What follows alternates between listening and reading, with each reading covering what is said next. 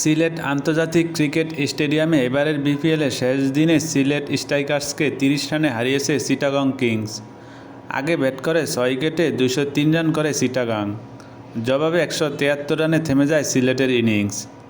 Run তাড়া ইনিংসের দ্বিতীয় বলে রনি তালুকদারের উইকেট হারায় সিলেট। নাবিল সামাদের বলে কোনো রান না করেই ফেরেন পল স্টার্লিং। আগের ২ ম্যাচে দারুণ খেলা জাকির এদিনও ভালো শুরু পেয়েছিলেন, তবে থিতু হয়ে এদিন ফেরেন আলিসের শিকার হয়ে। রনি তালুকদার আগের 50 পেলেও এদিন দাঁড়াতে পারেনি, ব্যর্থ হন অ্যারন জোন্সও। ক্রিজ আগড়ে তৃতীয় হয়ে পরে চেষ্টা চালান জজ মুন্সি। ততক্ষণে অনেক দেরি হয়ে গেছে। তার সঙ্গ দিয়ে জ্বরের আওয়াজ দিয়েছিলেন জাকের আলী অনিকও। এই দুজনের ৬২ রানের জুটি ভাঙেন মানসির বিদায়ে। ৩৭ বলে ৪টি করে ৪ ও ছক্কায় ৫২ করে থামেন তিনি। অধিনায়ক আরিফুল হক ২ ছক্কা মেরেই ফিরে যান।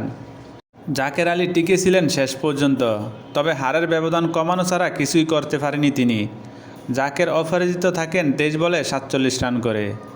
টসে হেরে ব্যাট করতে নেমে কিংসের শুরুটা হয় বাজে। চ্যাম্পিয়ন্স ট্রফির দলে সুযোগ পাওয়া বাঁহাতি ওপেনার পারভেজ হোসেন ইমন আবারও হন ব্যর্থ।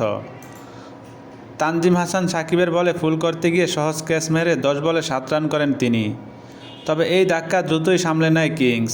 আবারও জ্বলে ওঠেন পাকিস্তানের ওসমান। তার সঙ্গে মিলে ঝড় তুলেন ক্লার্ক। দুজন মিলে যোগ করেন ৬৮ রান। ৩৫ বলে ৫৩ করে আরিফুল হকের বলে ফেরেন ওসমান।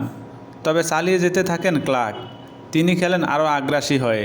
৩৩ বলে ৩-৪-৫ ছক্কায় ৬০ রান করা ক্লার্ককে থামান নাহিদুল ইসলাম। শেষ দিকে কিংসের রান ২০০ ছাড়ায় পাকিস্তানি হায়দারের ব্যাটে। মাত্র ১৮ বলের উপস্থিতিতে ৩-৪-৫ ছক্কায় ৪২ রান করে যান এই ব্যাটার। তার এই ইনিংসই গড়ে দেয় ম্যাচের তফাৎ।